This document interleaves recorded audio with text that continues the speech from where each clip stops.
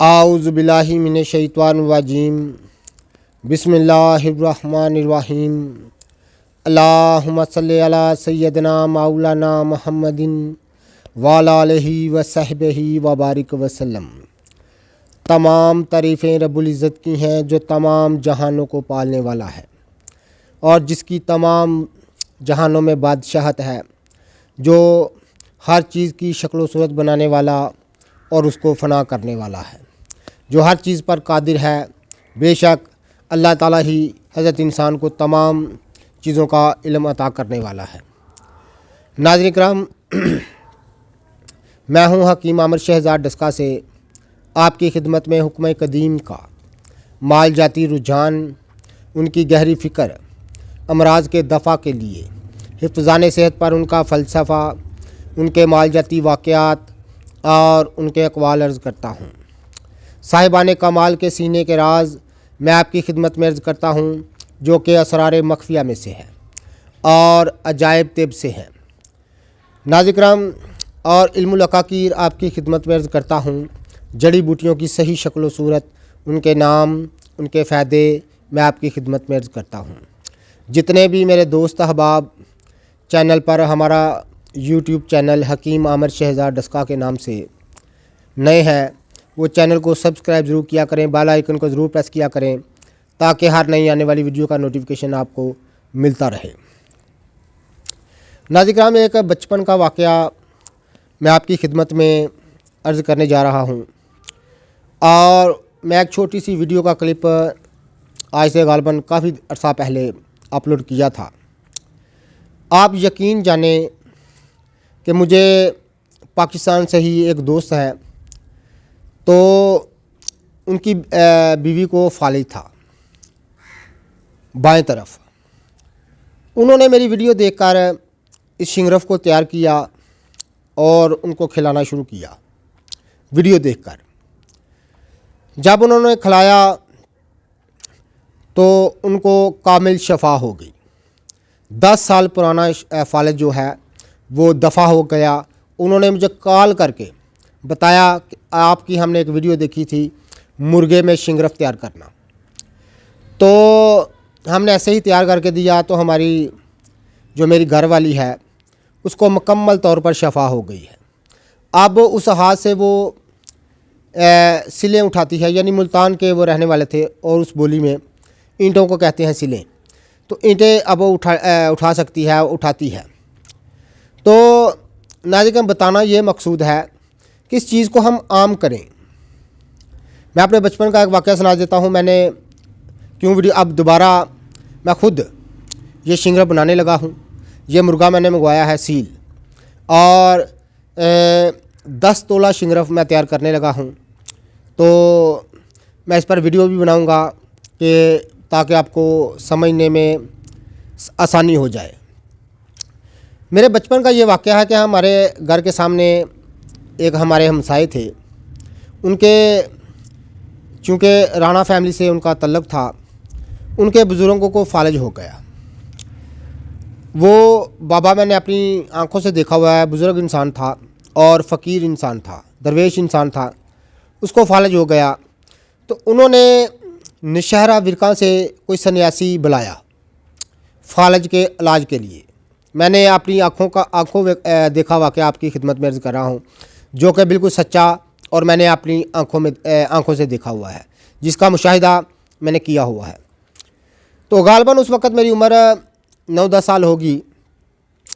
چونکہ قدیم دور کی میں بات کر رہا ہوں، تو اس دور میں ایک دوسرے کے گھر آنا جانا، کھیلنا کودنا، یہ چیزیں عام ہوا کرتی تھی۔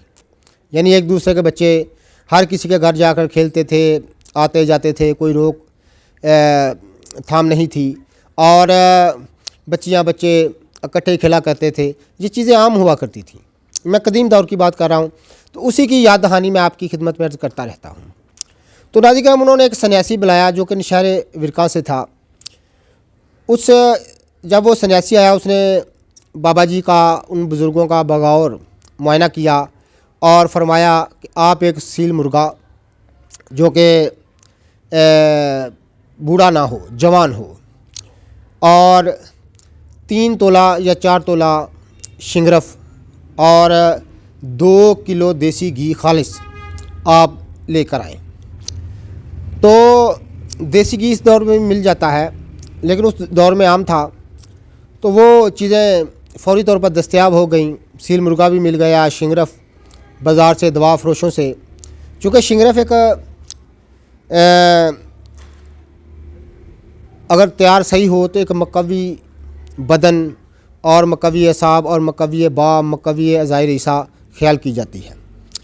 तो उन्होंने मुर्गे को ज़िबा किया मेरी आंखों के सामने, और उसकी तमाम ऊपर वाली खाल डाल उतार कर तो तमाम अलाइश जो है मुर्गे के पेट से बाहर निकाल दी, यानी आंतें वगैरह तमाम बाहर निकाल कर, तो वो अच्छी तरह मुर्गे को धो कर वो शिंगरफ उन्होंने उसके पेट में रख दी।